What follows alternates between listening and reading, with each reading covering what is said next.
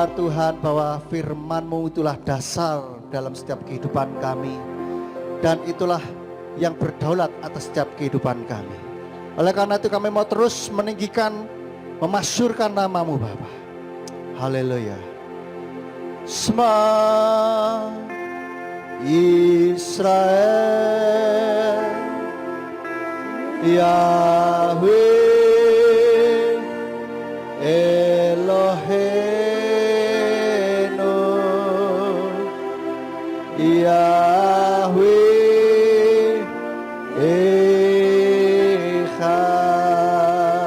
Semua Indonesia, semua Indonesia, Yahweh Eloheinu, Yahweh Echad. Sema Ambarawa, Sema Ambarawa, Yahweh Eloheinu, Yahweh Echad. Baruch Shem Kevod Malkuto Leolam Vaed. Sungguh kami bersyukur Tuhan menjadi umat-Mu. Engkau sudah memberikan karunia kepada kami untuk kami boleh mengenal nama-Mu yang benar. Dan bahkan kami boleh memperoleh keselamatan yang dari Engkau. Sungguh kami mengucap syukur juga karena pada pagi hari ini Engkau sudah kembali kumpulkan kami. Berikan kesempatan bagi kami untuk kami boleh memuji dan memuliakan nama-Mu. Dan tiba saatnya untuk kami boleh mendengarkan firman-Mu. Kiranya Tuhan mengurapi hamba-Mu dan mengurapi setiap kami yang mendengarkan firman-Mu. Supaya firman yang ditaburkan ini boleh menjadi call HL dalam setiap kehidupan kami. Sehingga kami yang datang dengan sakit penyakit Tuhan memberikan kesembuhan bagi setiap kami. Kami yang datang dengan kelemahan iman Tuhan memberikan kekuatan yang baru. Kami yang datang dengan kebimbangan Tuhan memberikan ketetapan hati bagi setiap kami. Dan kami yang datang dengan kegelisahan Tuhan yang akan menghiburkan setiap kami. Dan biarlah kehidupan kami boleh semakin hari semakin berkemenangan di dalam Engkau ya Bapa. Ajari kami Tuhan untuk kami boleh semakin dalam lagi mengenal pribadi-Mu. Lebih lagi ya Bapa. Sehingga kami boleh tetap kuat, iman kami tetap kuat di dalam Engkau Bapa Yahweh. Dan kami berdoa kiranya Tuhan kuasai setiap peralatan yang kami pakai, setiap hati dan pikiran kami, sehingga semuanya boleh tertuju akan kebenaran firman-Mu. Dan sembunyikan hamba-Mu di balik kemuliaan nama-Mu, bilah nama Bapa Yahweh saja yang ditinggikan dan dimuliakan. Terima kasih Bapa, terima kasih. Hanya di dalam nama Tuhan Yeshua HaMasyiah kami sambut firman-Mu pada pagi hari ini. Haleluya, amin. Shalom. Apa kabar Bapak Ibu Saudara? Haleluya, luar biasa. Yes. Wow, kita itu sangat istimewa. Haleluya Bapak Ibu Saudara. Senang sekali bisa bertemu di dalam ibadah kita kembali. Di dalam ibadah pagi tanggal 3 Mei 2026. Bapak Ibu Saudara, saya masih mau melanjutkan firman yang dari hari RF Sabat kemarin ya. Yang saya beri judul Dafar. Kalau di dalam RF Sabat kemarin itu seri yang pertama, kita sudah mengupas tentang huruf-huruf dari Dafar. Saudara nanti yang belum menyimak di RF Sabat bisa lihat di YouTube-nya GPF Surya Kebenaran Official. Ya. Baik, sekarang kita akan membahas mengenai Dafar yang artinya firman. Minggu lalu kita sudah, hari Sabat kemarin kita sudah melihat bahwa ternyata dafar itu di dalam Alkitab tidak hanya berarti firman. Tapi sekarang hari ini kita akan membahas mengenai dafar yang berarti firman. Dan kita lihat dulu ayatnya di dalam Yohanan 1 ayat 1.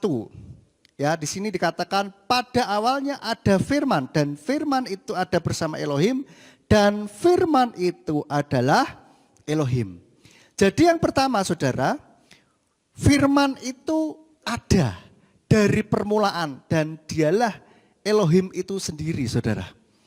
Firman yang kita punyai itu adalah Elohim itu sendiri yang nantinya akan menjadi daging di dalam kehidupan kita.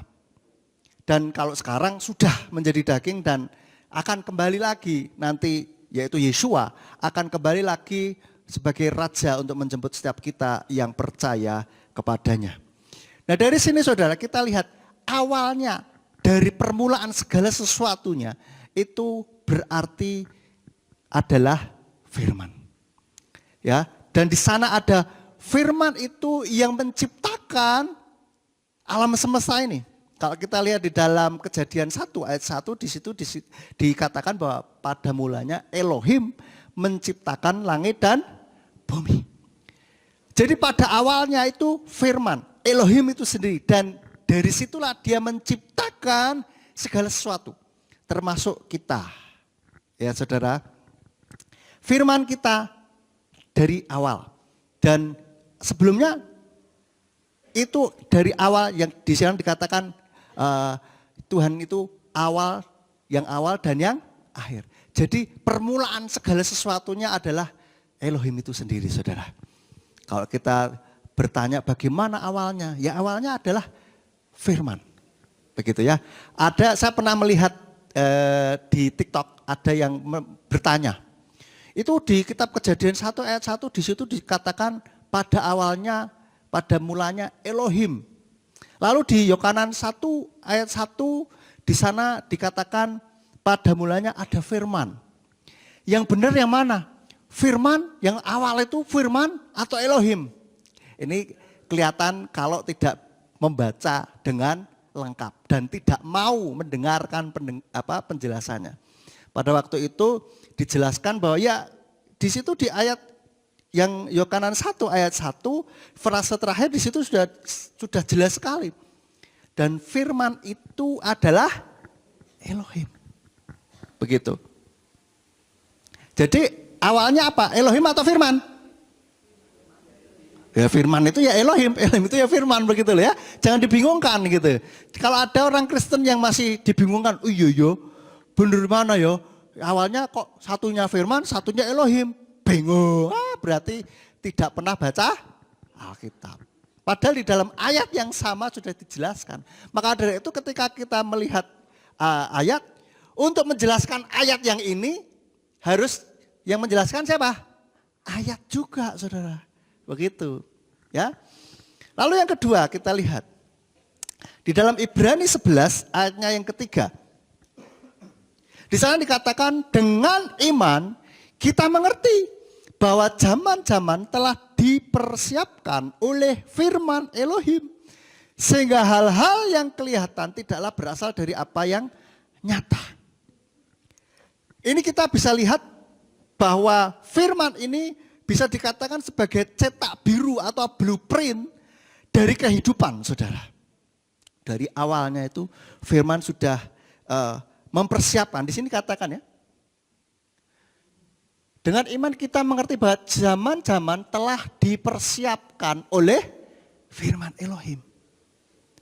Jadi kejadian-kejadian yang apa itu sudah dipersiapkan begitu oleh firman Elohim. Sehingga kalau hal-hal yang sudah dipersiapkan oleh firman Elohim, peristiwa-peristiwa itu ya, betapa lebihnya kita juga sudah Tuhan persiapkan. Amin saudara. Setiap kehidupan kita tidak ada yang luput dari perhatian Bapa Yahweh. Sehingga kehidupan kita dari hari lepas hari dan masa depan kita itu sudah dirancangkan oleh Tuhan. Di dalam Yeremia 29 ayat 11 di sana dikatakan, sebab aku mengetahui rancangan-rancangan yang aku rancangkan atas kamu, firman Yahweh, rancangan-rancangan damai sejahtera dan bukan kejahatan, untuk memberikan kepadamu masa depan dan harapan. So, saudara, jangan ada lagi yang bingung mengenai kehidupan kita karena Tuhan sudah mempersiapkan. Tuhan sudah merancangkan masa depan buat setiap kita. Dan itu masa depan yang baik, yang penuh harapan, saudara. Maka dari itu, saudara, ya, jangan ada lagi yang bingung, aku kok gini kehidupanku begini begitu. Saudara percayalah, masa depan yang sudah Tuhan siapkan itu baik buat kita. Kalau kita merasa kok saya kehidupan kok begini begitu, kurang nyaman, kurang enak, kurang baik begitu, saudara merasanya seperti itu. Saudara bisa cek, pasti ada something wrong, ada yang kurang pas ini di saya. Kok kehidupan saya tidak sesuai dengan firman Tuhan. Ya, dan kita bisa introspeksi, kita coba nanti kita gali dalam kehidupan kita apa yang salah. Kita berusaha untuk menyesuaikan kehidupan kita dengan kebenaran firman Tuhan. Tapi bukan berarti bahwa kehidupan yang tidak enak itu terus selalu salah. Enggak juga. Itu bisa juga merupakan sebuah proses dari Tuhan supaya kita nantinya bisa sampai ke kehidupan yang baik yang Tuhan sudah janjikan. Amin, saudara. Sehingga ketika dalam menghadapi proses yang tidak enak, biarlah kita tetap kuat di dalam Tuhan, kita tetap percaya kepada Bapa Yahweh. Amin, saudara. Jangan terus berarti, oh ini ya udahlah takdirku begini. Saudara, takdir kita tidak kehidupan yang tidak baik, saudara. Takdir kita kehidupan yaitu damai sejahtera dan bukan kejahatan. Memberikan kepada kita masa depan dan harapan. Maka dalam proses biarlah kita mengikuti setiap proses yang ada. Jangan lari, jangan quit, jangan menyerah, saudara. Ibaratnya kan kalau firman Tuhan bilang kita ini seperti tanah liat di tangan sang penjunan, saudara. Ketika tanah liat itu sedang dibentuk, kadang-kala nggak enak.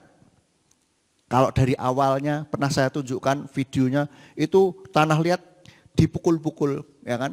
Nanti ada juga yang enaknya nanti dielus-elus untuk menjadi sebuah bejana, tahu saudara. Nah itu dielus. Nanti kalau sudah oke pada waktunya sudah terbentuk begitu, itu harus dipanaskan. Kalau kita jadi tanah liat itu dipanaskan, enak enggak? Enggak enak. Panas. Dan itu akan dipanaskan sangat panas sekali. Dan itu ibarat kita sedang masuk ke dalam proses Tuhan. Untuk apa? Membuat kita jadi kuat. Tanah liat diproses, dipanaskan itu menjadi keras, saudara. Yang sesuai bentuknya. Yang sudah Tuhan, yang sudah sang penjunan itu membentuk. Begitu. Supaya tetap enggak berubah-berubah. Begitu loh, saudara. Nah, ketika kita sedang mengalami proses ini jangan lari. Bayangkan kalau sang tanah liat ini masih dipanasin melarikan diri, saudara. Enggak selesai-selesai, betul enggak? Yang harusnya mungkin katakanlah sejam begitu. Ini harus karena lari-lari terus kan enggak jadi-jadi. Bisa berjam-jam. Lalu nanti orangnya akan mengeluh, kenapa Tuhan aku dari dulu kok begini? Lah kenapa kamu lari terus kok? Ya kan, ketika kita lari-lari terus tidak tahan di dalam proses ini, maka nggak akan selesai prosesnya. Coba kita menyerah saja, ya sudahlah nurut saja, pasrah bongkoan sama Bapak Yahweh, saudara. Karena rancangannya itu pasti baik. Yang jelas tinggal kita respon kita ini loh di dalam hati kita ini. Respon kita itu biarlah respon yang baik. Respon yang sesuai kebenaran firman Tuhan. Mungkin saatnya pas itu tidak enak. Oh Tuhan aku difitnah, dijatuhkan, begini begitu. Kita lah pokoknya gak enak begitu. Tapi respon kita mungkin pada saat itu kok gini kok gitu. Oke, tetapi kita duduk diam tenang dulu. Lalu kita setting hati kita untuk berespon dengan benar. Karena kalau kita responnya salah, hasilnya juga akan salah, saudara. Jangan sampai nunggu dipaksa dulu baru menyerah. Kalau nunggu dipaksa dulu baru menyerah itu repot saudara, angel. Dan itu sakitnya luar biasa.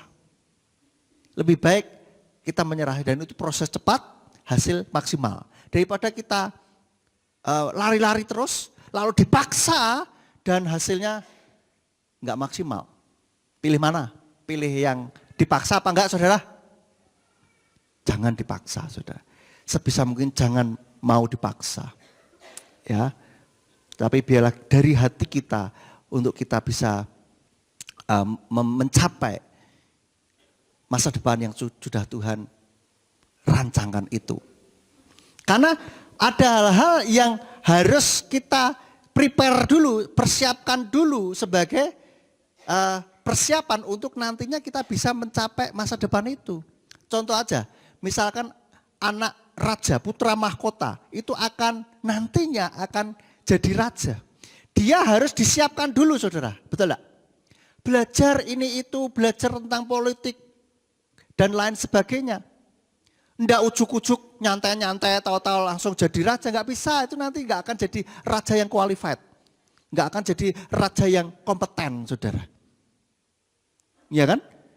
Kita sudah disiapkan untuk masa depan yang baik ini, maka kita juga harus dengan rela hati mempersiapkan respon hati kita, kebiasaan kita, sikap hati kita, pikiran kita, dan lain sebagainya. Itu supaya nantinya ketika kita sampai di sana, kita bisa tetap kuat. Gitu loh saudara. Karena nggak ada jalan instan. Kalau jalan instan, oke ya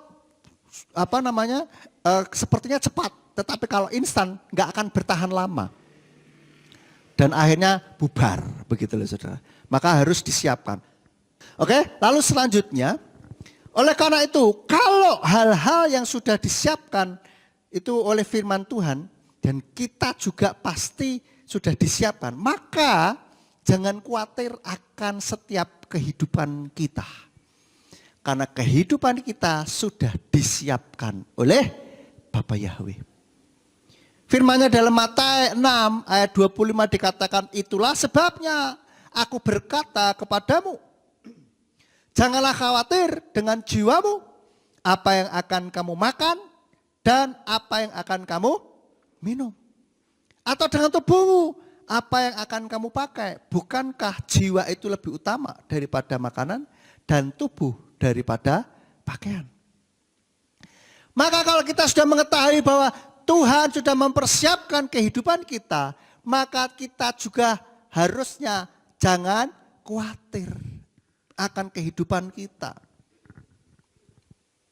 akan masa depan kita. Di dalam ayat yang itu dikatakan lebih lanjut, pandanglah burung-burung di udara. Mereka tidak menyimpan di lumbung, tetapi Tuhan memberi makan. Bunga-bunga di padang, mereka tidak memintal, tetapi Tuhan mendandaninya. Yang hidupnya cuma sebentar saja, lebih sebentar daripada manusia, itu pun Tuhan perhatikan sampai sebegitunya. Apalagi setiap kita. Amin saudara. Tetapi juga memang ada yang harus kita lakukan. Tuhan bilang bukan burung-burung di sangkar, enggak. Tapi burung-burung di udara. Ngapain dia? Terbang saudara, terbang ngapain? Terbang tok? Enggak, terbang cari makan. Ada sebuah usaha begitu. Maka kita juga pokoknya percayalah, kalau kita berusaha pasti ada hasilnya. Amin. Yang penting pokoknya kita usahanya selalu tidak melanggar firman Tuhan lah ya. Kalau melanggar firman Tuhan terus kena masalah ya salah dewi saudara. Tapi ketika kita berusaha, melakukan usaha apa yang menjadi bagian kita, lakukan bagian kita, maka Tuhan sudah mempersiapkan berkatnya secara tersendiri. Amin saudara. Dan saudara jangan batasi berkat Tuhan itu hanya dari apa yang kita kerjakan saja. Tetapi berkat Tuhan bisa ada dari berbagai macam sumber. Amin. Maka dari itu jangan dibatasi. Bisa saja tiba-tiba ada orderan, tiba-tiba ada pesanan, ada ini itu. Kita nggak pernah tahu. Kadang-kadang bisa saja dapat uang kaget, ya kan? Bisa saja tiba-tiba nemu uang di jalan, bisa enggak? Bisa. Dan banyak macamnya sumber-sumber Tuhan bisa berikan buat kita. Itu berkat secara materi. Berkat secara rohani juga. Kita bisa mendapatkan dari banyak hal. Ya. Ketika kita sehat, yang lain musim sakit, kita tetap sehat, itu juga merupakan berkat Tuhan. Amin, saudara. Sehat, bahagia, itu berkat Tuhan juga, saudara. Amin. Dan kita selalu yakin Tuhan itu sayang sama kita, saudara. Dia nggak akan pernah meninggalkan kita. Amin. Orang zaman-zaman aja sudah dipersiapkan. Lebih lagi kita, saudara. Lebih lagi di ayat ini dikatakan, itulah sebabnya aku berkata kepadamu, janganlah khawatir dengan jiwamu. Jangan khawatir akan setiap kehidupan kita. Demikian pula dalam hal rohani. Itu dalam kehidupan kita setiap harinya. Dalam hal rohani, jangan takut juga dalam kita beriman. Meskipun banyak tantangan dan tekanan. Mungkin kita yang keluarganya belum Kristen, ya, keluarganya belum Kristen, kita mengalami penganiayaan ketika kita rajin ke gereja, masuk gereja, percaya kepada Yeshua Mesias. Atau mungkin keluarganya sudah Kristen tapi belum kenal nama Bapa Yahweh, teman-temannya juga belum kenal, lalu kita dikucilkan, dikucilkan, dilupakan, dan kita mungkin dijauhi. Tapi jangan khawatir, jangan takut. Bahkan mungkin ada yang diancam ini itu. Jangan takut akan iman kita, saudara. Karena iman kita sudah benar. Katakan kanan kiri, iman kita sudah benar. Iman kita sudah benar. Maka jangan tinggalkan iman kita. Gitu loh. Firman-Nya mengatakan di dalam Matius 10 ayat 30 sampai 31 di sana dikatakan, dan bahkan rambut kepalamu itu terhitung seluruhnya. Oleh karena itu janganlah kamu takut. Kamu lebih berharga daripada banyak burung pipit. Mano empret itu loh, saudara. Lebih berharga dari itu. Maka ketika kita beriman, bahkan katakanlah kita harus sampai meregang nyawa. Itu pun Tuhan katakan berharga setiap kematian orang yang dikasihinya. Kita semua dikasihi oleh Bapa Yahweh. Dan jangan khawatir. Tuhan katakan siapa yang mempertahankan nyawanya, dia akan kehilangan nyawanya. Tetapi siapa yang kehilangan nyawanya karena aku, kata firman Tuhan, dia akan memperolehnya. Kita akan memperoleh kehidupan yang kekal. Jangan khawatir, kehidupan di dunia ini cuma sebentar aja kok. Sebentar doang. Firman Tuhan katakan seperti asap yang sebentar kelihatan, habis itu lenyap di dalam kehidupan ini. Tetapi setelahnya itu adalah sebuah kehidupan yang kekal. Kekal di mana? Kita yang milih saat kita ada di bumi ini. Maka dari itu jangan ragu akan iman kita. Saudara yang sering-sering nontonin debat-debat ya, yang dari seberang, yang selalu menyerang iman Kristen, hati-hati. Saudara, kalau sudah mulai bingung, iya ya, piye ya, mulai bimbang, hati-hati. Sudah, jangan nontonin begituan lagi, saudara. Amin. Tetapi nontonnya yang menguatkan, nonton khotbah-khotbah yang baik, yang menguatkan iman kita. Karena ada orang yang begitu, saudara.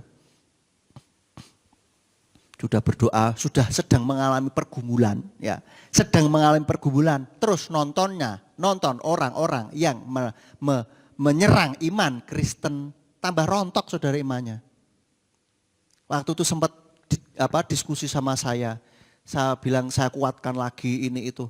Ya sudah rodo angel, saudara. Dan saya dengar sekarang sudah nyebrang. Tidak ke situ tetapi ke keyakinan yang lain lagi, saudara. Ironis. Kenapa ibaratnya apa? Kaset gitu. sudah terlanjur terdoktrin, terkontaminasi dengan ajaran-ajaran pola pikir yang salah. Karena orang-orang yang namanya tidak beriman kepada Bapa Yahweh atau tidak mengimani kitab suci kita, ya jelas yang dicari-cari apa saudara? Kesalahannya. Tanpa dia sadari, tanpa mereka sadari bahwa kadang-kala yang dilihat terjemahan yang salah. Udah gitu, orang Kristen yang tidak berakar pada Ibrani juga, iya juga ya, ya bingung, rontoklah imannya, begitu. Kan sungguh ironis. Maka dari itu iman kita sudah betul, jangan pernah tinggalkan. Ya, sudah betul. Kalau ada yang bingung, ada yang tidak dimengerti, boleh ditanyakan. Nanti kita akan cari tahu jawabannya bersama-sama. Saya pun juga kadang-kala mendapatkan ide untuk membagikan kepada saudara dari pertanyaan-pertanyaan orang-orang seberang. Ya ada baiknya juga sih. Tetapi kita kalau malah tambah bingung, mending enggak usah nonton nih, begitu saudara. Amin. Gitulah. Ya, banyak tantangan, saya yakin kita banyak tantangan. Kita ingat dulu secara kolektif ya, gereja kita enggak cuma pribadi lepas pribadi. Gereja kita ini dari tahun 2001 saudara ya, lahir. Dari tahun 2001. Selama itu sampai tahun 2020-an sekian, itu kita juga enggak ada temannya kan begitu. Tetapi kita tetap maju terus. Meskipun mungkin ada sekarang masih ada yang merasa bahwa gereja kita sesat, biarin. Itu mereka yang kurang update saudara ya, kurang update. So kita tetap kuat, terus maju, jangan pernah mundur sedikit pun saudara. Karena iman kita sudah betul di dalam iman kepada Bapa Yahweh dalam nama Yeshua HaMashiach. Oke, lalu yang selanjutnya, firman ini, dafar itu menjadi daging saudara. Artinya apa? Kita lihat dulu di dalam Yohanan 1 ayat 14. Dan firman itu sudah menjadi daging dan berdiam di antara kita. Dan kita telah melihat kemuliaannya, yaitu kemuliaan sebagai yang tunggal dari Bapa, penuh anugerah dan kebenaran. Firman-Nya sudah menjadi daging, menjadi dalam rupa manusia. Maksudnya apa? Bahwa Tuhan itu ingin dekat dengan manusia. Dan kita bersyukur saudara, Tuhan yang kita sembah bukanlah Tuhan yang jauh. Ketika kita mau menemui Tuhan kita tidak perlu ritual yang aneh-aneh, yang sulit, yang harus ini, harus itu. Dan tidak harus menggunakan alat-alat. Tetapi ketika kita duduk diam, tenang, langsung connect dengan Sang Pencipta kita, saudara. Luar biasa, amin. Dan bahkan kita memanggilnya Tuhan kita dengan sebutan Bapa. Itu sebutan yang dekat, saudara. Hubungan yang dekat, tidak jauh, begitu loh. Dan bahkan Dia Immanuel, Immuna Anakno Elohim. Elohim yang berdiam bersama dengan kita. Ada di dalam hati kita. Bahkan Dia selalu ingin tinggal bersama dengan kita. Itu luar biasa sekali saudara. Dan kalau Tuhan tinggal bersama dengan kita, itu adalah suasana sorga di dalam dunia ini. Amin. Ada di dalam hati kita. Maka pergumulan boleh ada, tetapi selama Tuhan ada di dalam hati kita, maka kita bisa melewatinya dengan baik. Amin. Yakinkan diri kita bahwa Tuhan itu ada di dalam diri kita. Sehingga kita bisa melewati setiap permasalahan dengan baik. Saya nggak tahu apa yang sedang saudara hadapi saat ini. Yang jelas mungkin ada pergumulan tersendiri.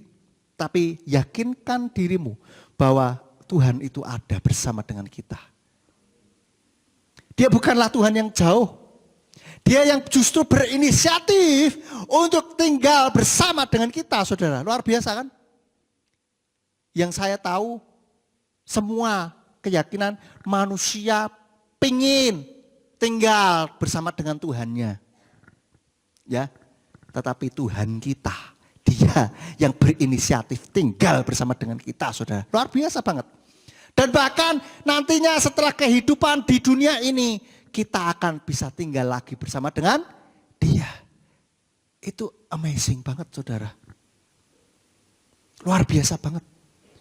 Selama kita hidup di bumi, Tuhan yang berinisiatif tinggal bersama dengan kita.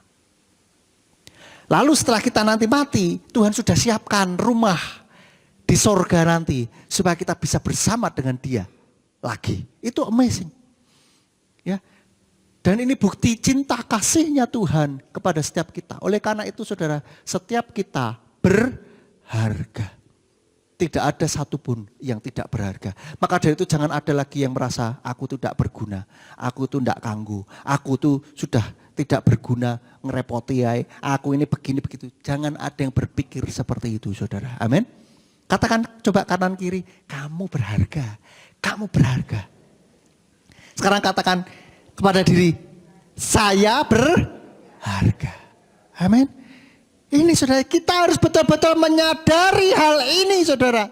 Sungguhan, ini harus betul-betul disadari. Jangan cuma, itu kan teori, ya teorinya begini. Tapi aku merasakan, saudara kalau saudara tadi merasakan bahwa dibilang, kamu berharga, saya berharga. Saudara ada di dalam hati kecil saudara kak gak nyaman kak. Teraneh, mosok gitu kan. Nah nanti tolong ya, nanti harus saudara nasehatin bagian diri saudara yang merasa tidak berharga ini. Harus dinasehati. Kadang-kala bukan suara setan loh saudara. Masa kamu gak berharga? Kadang-kala bukan suara setan. Kadang-kala itu suara diri kita sendiri. Yang belum memahami pikiran bahwa sadar kita belum menerima sepenuhnya bahwa diri kita berharga. Jumat lalu saya juga sampaikan bahwa hati-hati dalam kita berucap. Terutama kepada anak kecil dan juga anak yang sedang dalam kandungan saudara. Karena itu mereka bisa ngerti loh saudara. Memahami, meskipun mungkin belum bisa ngomong. Tetapi apa yang kita ucapkan, mereka merasa kadang-kala dengan ucapan ini kan ada sebuah getaran, vibrasi. Itu yang dirasakan oleh anak-anak. Maka seringkali saya selalu ngomong pada anak saya masih dalam kandungan, yang sudah lahir juga saya ngomong, kamu berharga, kamu anak yang dicintai, kamu anak yang dicintai, berharga dan sebagainya. Pinter ya, saya juga tuh lulus tuh. Kamu anak pinter, kamu dicintai, sehat, kuat, sempurna ya, saya bilang begitu. Supaya apa? Dia tahu bahwa dia adalah anak yang sehat, kuat dan sempurna. Dan dicintai, itu yang penting. Karena kebutuhan dasar setiap jiwa manusia itu adalah apa? Dicintai. Orang kalau sudah merasa nggak dicintai, sudah kayak ya wis lah. Aku ada dan aku nggak ada juga podo wae. Sama aja. Terus akhirnya apa? Pikirannya muter-muter, akhirnya apa? Bunuh diri, saudara. Ini yang disayangkan. Maka dari itu, sadari ini betul-betul bahwa diri kita berharga di mata Tuhan. Dan Tuhan ingin dekat dengan kita. Maka dari itu kita jangan lari-lari terus saudara. Ya, ketika Tuhan ingin dekat dengan kita, kitanya yang jangan lari. Kitanya yang jangan lari. Mendekatlah kepada Dia dengan apa? Bersekutu dengan Tuhan. Berdoa, pelajari firman-Nya. Lalu kita bersekutu seperti ini, beribadah. Ini juga untuk membuat kita dekat selalu dengan Tuhan. Dan kehidupan kita, tunjukkan kalau kehidupan kita itu dekat dengan Tuhan. Bukan katanya saja atau kroso-kroso, aku kroso dekat dengan Tuhan. Tetapi kehidupan kita menjadi kehidupan yang tidak benar. Nah itu yang perlu dipertanyakan. Itu berarti cuma kroso-krosonan. Baru-baru ini saya membaca di dalam Instagram ada yang dia berkata begini. Saya semakin tanda kutip spiritual, kok saya merasa kehilangan diri saya merasa jadi nggak peduli dengan ini itu. Nah itu berarti spiritual yang salah. Nanti mungkin suatu saat saya akan bahas mengenai hal ini. Itu spiritual yang salah. Justru seharusnya semakin kita menjadi seorang yang spiritual, bukan orang agamawi loh. agamawi itu hanya sekedar kulit luar saja. Tapi kalau orang yang spiritual kita menjadi semakin menyadari bahwa Tuhan itu luar biasa. Fokusnya ke Tuhan bukan ke diri kita. Saudara. Maka itu harusnya kita akan menjadi orang yang semakin baik. Menjadi orang yang semakin peduli. Semakin mengasihi orang lain dan lain sebagainya, saudara. Seharusnya kalau kita semakin dekat dengan Tuhan, maka sifat-sifat Tuhan itu akan semakin kita nyatakan di dalam kehidupan kita. Saudara perhatikan, saudara dekat dengan siapa, maka sifat-sifat orang tersebut sedikit banyak pasti akan mempengaruhi kehidupan kita. Betul tidak? Paling tidak pemikiran-pemikirannya itu akan mempengaruhi. Itu hukumnya sudah begitu, sudah jelas. Kita akan saling mempengaruhi, tinggal kuat-kuatan mana yang lebih besar ininya, pengaruhnya. Gitu aja. Lalu selanjutnya, yang keempat yaitu firman-Nya itu menghidupkan. Kita lihat di dalam Matius 4 ayat yang keempat. Namun seraya menanggapi dia berkata, telah tertulis, manusia tidak akan hidup hanya oleh roti, tetapi oleh setiap firman yang keluar dari mulut Yahweh. Dan dikuatkan di dalam Ulangan 8 ayat 3. Ulangan 8 ayat 3 ini merupakan kutipan dari Matius 4 ayat 4 ini tadi ya. Dan dia telah merendahkan hatimu membiarkan engkau lapar dan membuat engkau makan mana yang tidak engkau kenal, bahkan leluhurmu pun tidak. Untuk membuat engkau mengerti bahwa manusia hidup bukan dari roti saja, tetapi oleh segala sesuatu yang keluar dari mulut Yahweh. Ini artinya firman Tuhan itu menghidupkan kita, menghidupkan roh dan jiwa kita. Kita hidup secara tubuh ya, oke, butuh roti, butuh makanan ya. Kalau kita di Indonesia butuh nasi, saudara, gitu. Butuh makanan secara fisikis itu secara tubuh, tetapi secara roh, secara jiwa kita butuh yang namanya firman Elohim. Dan firman ini menghidupkan kita, roh dan jiwa kita. Juga membangkitkan semangat kita, menghidupkan semangat kita juga, saudara. Menghidupkan kita. Sehingga kita yang tadinya kok kayaknya monoton gitu ya, hidupnya bosen gitu ya. Ya saudara perlu firman Elohim untuk memberikan semangat kekuatan yang baru dari Tuhan. Maka dari itu baca firman Tuhan dan ketika mendapatkan call HL, perkatakan itu, saudara. Jumat lalu saya katakan bahwa firman-Nya itu menciptakan realita, saudara. Dan biarlah realita kehidupan kita sesuai dengan firman Elohim. Caranya bagaimana? Ucapkan firman itu. Ucapkan selalu. Dermimil gitu loh, saudara. Ya, bergumam, ucapkan firman. Daripada ucapannya mengeluh, aduh, piye yo. Daripada begitu ucapkan firman. Firmannya apa? Misalkan jangan khawatir, hidupmu berharga misalkan. Ya, ucapkan. Di dalam setiap kehidupan kita apa yang menjadi rema, menjadi call HL. Ketika kita membaca firman, ada sesuatu yang menguatkan kita yang kayak firmannya itu kayak membuat aha gitu loh. Kayak berbicara kuat dalam hati kita. Itu yang diucapkan terus. Itu yang terus diucapkan. Lalu selanjutnya. Firman-Nya itu benar. Di dalam Mazmur 119 ayat 160 dikatakan, seluruh firman-Mu itu benar. Setiap hukum kebenaran-Mu tetap selamanya. Artinya firman-Nya itu benar. Kalau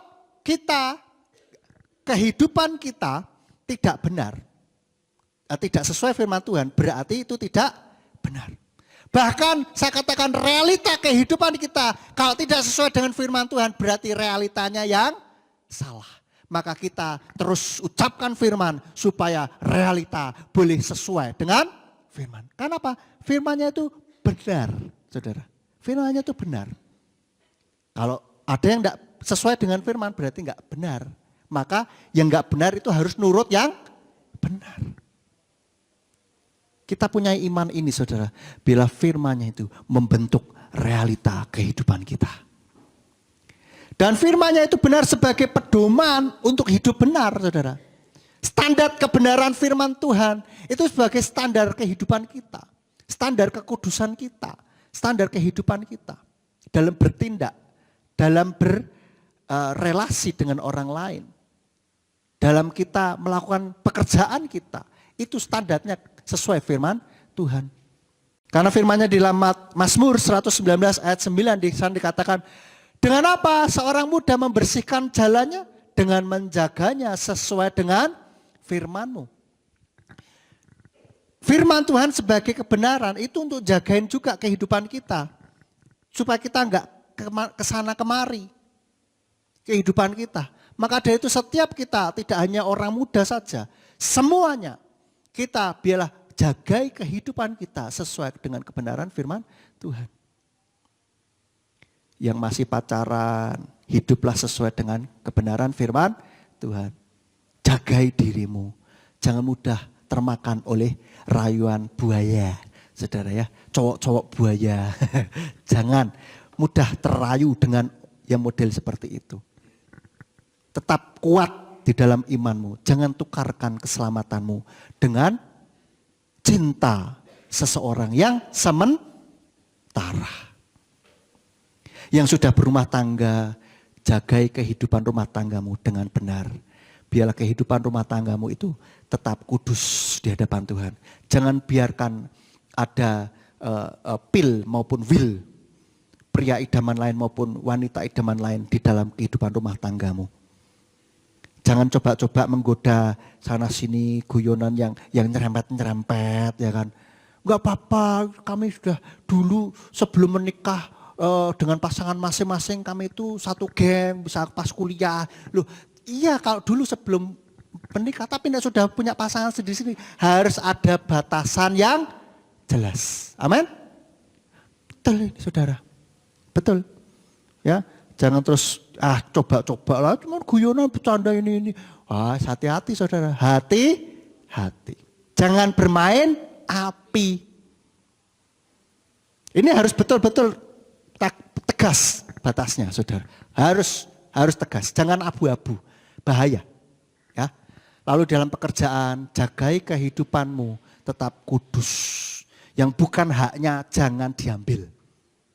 Enggak usah berpikir jelimet-jelimet supaya ini itu, ya kan? Percayalah, Tuhan pasti akan memelihara kehidupan kita. Kalau hidup kita benar. Amin. Jangan iri dengan orang yang hidupnya enggak benar kok kayaknya makmur. Firman Tuhan katakan itu juga di dalam Mazmur ya. Jangan iri dengan orang yang hidupnya enggak benar. Tetapi apa? Karena apa? Orang itu suatu saat pasti akan dapat ganjarannya. Pasti. Tinggal tunggu waktu doang gitu. Nanti katakan firman Tuhan katakan apa? Dan kamu akan melihat tempatnya dan dia tidak ada lagi di sana. Jadi tinggal tunggu waktu aja tuh kalau itu enggak benar. Maka dari itu biarlah kita tetap hidup benar, berintegritas yang baik. Saudara. Saat ini di dalam zaman sekarang orang jujur itu angel ditemuin. Tapi biarlah kita menjadi orang-orang jujur yang susah ditemuin ini saudara. Amin. Nek bohong sedikit, main mata dengan supplier, minta nota kosong dan lain sebagainya. Agak tunggale saudara. Banyak yang begitu. Tapi biarlah kita jaga tetap hati kita tetap lurus di hadapan Tuhan. Berintegritas karena kita tahu Tuhan selalu melihat segala perbuatan kita. Meskipun tidak ada yang melihat. Dan di dalam Mazmur 119 ayat 11 dikatakan, aku telah menyimpan firman-Mu dalam hatiku supaya aku tidak berdosa melawan Engkau. Maka dari itu saudara biarlah firman-Nya itu betul-betul ada dalam hati kita. Karena firman-Nya itu, dafar itu adalah sesuatu yang masuk ke dalam diri kita. Dan dia harus mengubahkan pemikiran kita. Jaga, biarlah firman-Nya itu ada dalam hati kita. Lah bagaimana supaya firman-Nya itu ada dalam hati kita? Baca firman Tuhan saudara. Renungkan firman Tuhan. Sehingga kita selalu ada, firman-Nya itu ada dalam hati kita. Ketika kita berespon, bereaksi, kita ingat akan firman-Nya. Begitu. Supaya firman-Nya itu tinggal dalam hati kita, terus perkatakan firman. Renungkan firman itu saudara. Baca. Ya, bagaimana bisa firman ada di dalam hati kita? baca aja nggak pernah. Gitu. Bacalah dan renungkan dan ucapkan. Perkatakan firman itu saudara. Dan biarlah realita kehidupan kita berubah sesuai dengan firman. Dan kalau orang hidupnya tidak sesuai firman Tuhan, pasti hidupnya tidak benar. Karena standarnya itu, firman itu saudara. Oke, selanjutnya yang keenam, firman-Nya sebagai pelita dalam hidup kita. Di dalam Mazmur 119 ayat 105 dikatakan, firman-Mu itu pelita bagi kakiku dan terang pada alurku. Firman-Nya ini menerangi jalan hidup kita, saudara. Supaya kita nggak nabrak sana, nabrak sini, saudara. Terang. Firman Tuhan sudah memberikan petunjuk, pedoman di dalam kehidupan kita. Memang tidak secara detail, oh ini harus begini, harus begitu. Kalau bernegosiasi caranya begini. Ya Tuhan firman-Nya memberikan pedoman yang jelas. Secara universal, saudara ya. Itu sehingga kita bisa terang begitu. Contohnya juga dalam mencari jodoh juga begitu.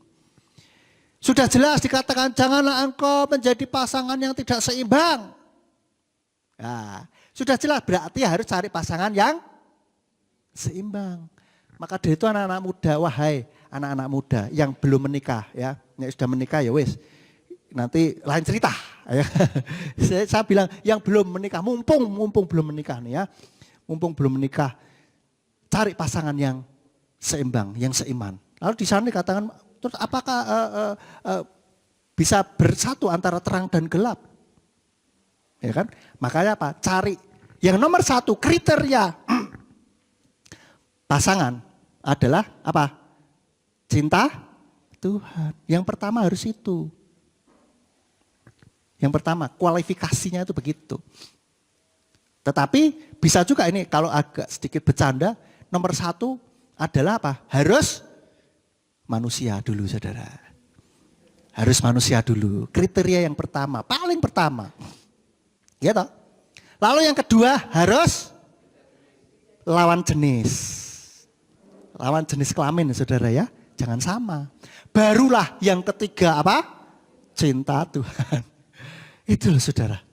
Kenapa sekarang banyak orang milih pasangan, anak-anak muda itu milih pasangan bukan manusia. Heran juga saya, kok iso gitu loh.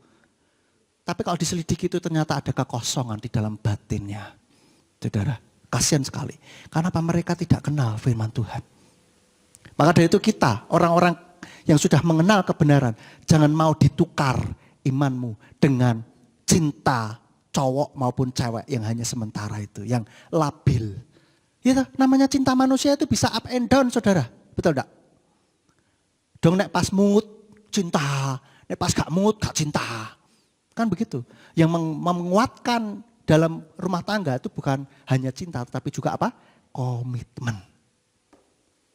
Ya, sudah jelas sekali. Tolong nih anak-anak muda ya. Sudah jelas. Jadi supaya apa? Supaya terang gitu loh jalan kita. Nggak bingung golek sing piye yo, udah ikut inilah gitu loh. Oke? Sebagai pelita sehingga kita tidak perlu nabrak sana nabrak sini. Tidak perlu sampai terbentur sana terbentur sini kena masalah ini, masalah itu yang tidak perlu. Yang padahal firman Tuhan sudah memberikan jalan. Gitu. Selanjutnya yang ketujuh, yang terakhir, yaitu firman-Nya hidup, berkuasa, dan dia tajam.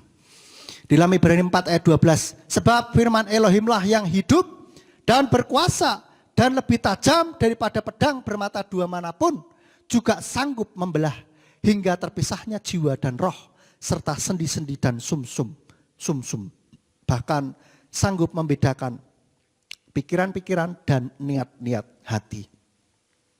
Kita pergunakan firman Tuhan saudara di dalam peperangan atau melawan kuasa setan saudara. Gunakan firman Tuhan ini untuk melawan kuasa gelap.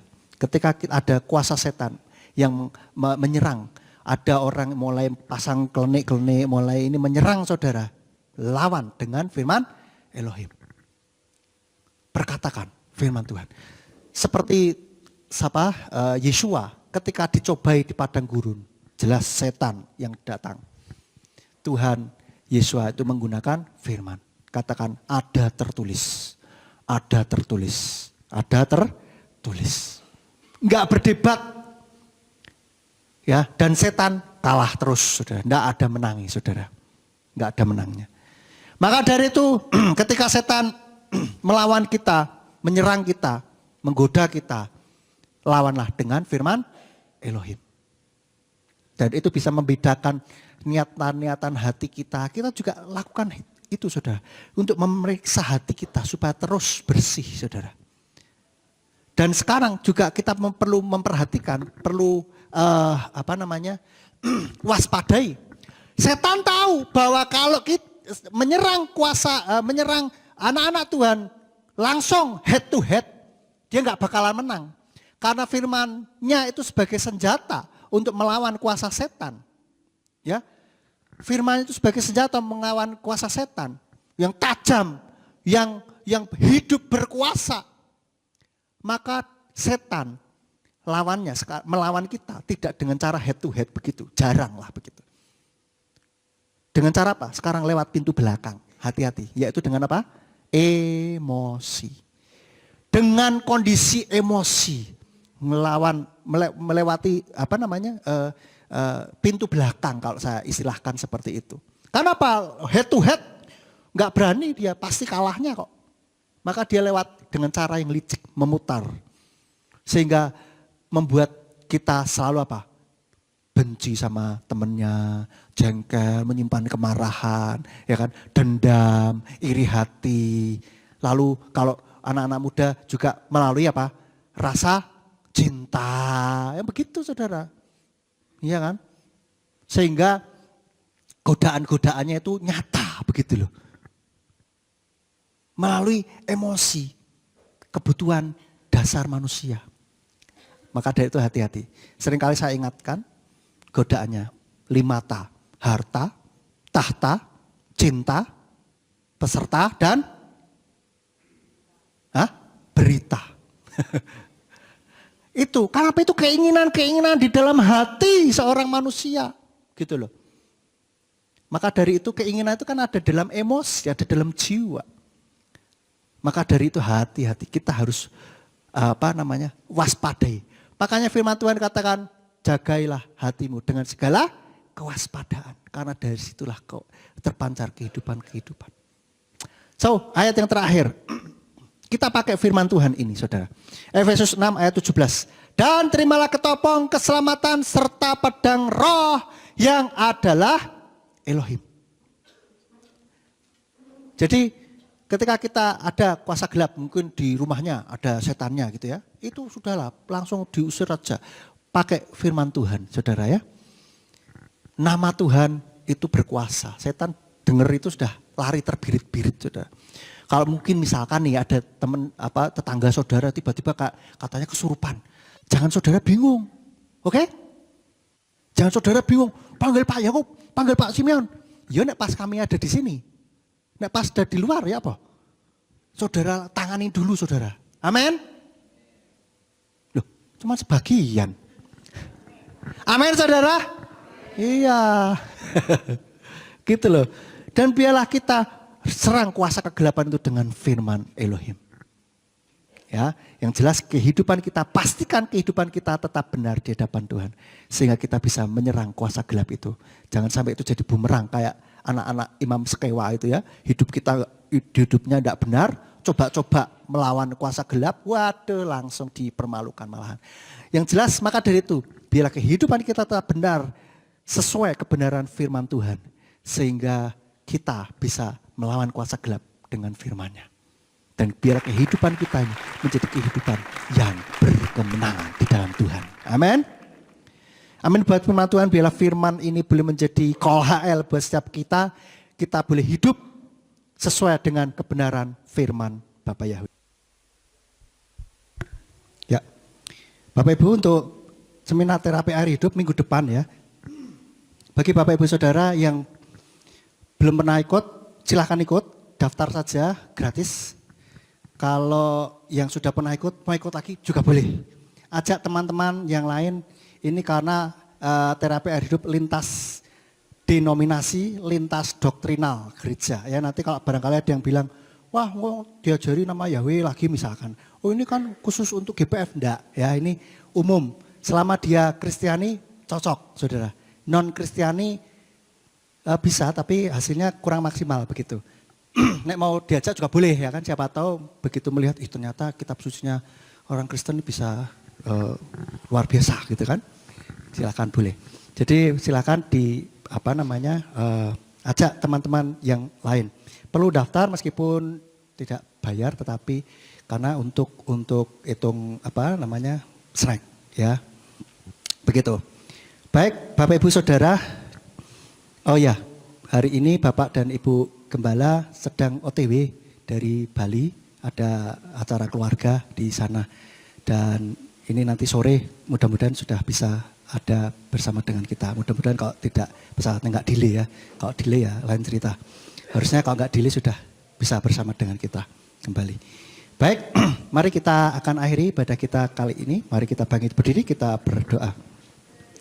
Bapak, kami sudah melakukan ibadah dari awal sampai akhir. Terima kasih untuk penyertaan-Mu dari awal sampai akhir. Setiap puji-pujian yang kami naikkan, biarlah itu boleh berkenan di hadapan-Mu.